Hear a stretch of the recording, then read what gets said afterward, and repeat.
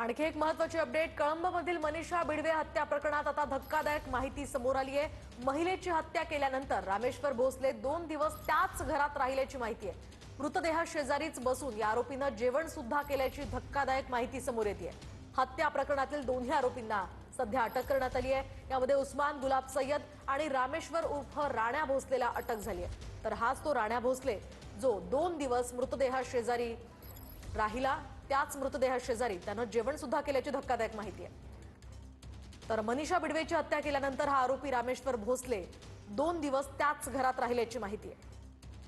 2 दिवस मृतदेहा शेजारीच तो झोपला आणि शेजारीच त्यानं जेवण सुद्धा केलं।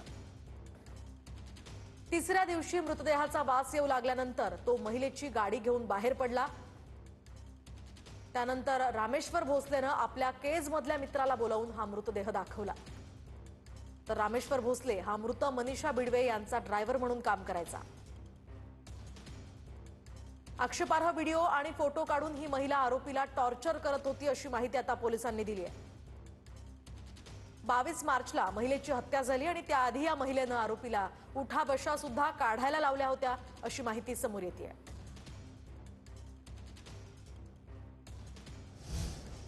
आणखी एक महत्त्वाची बातमी।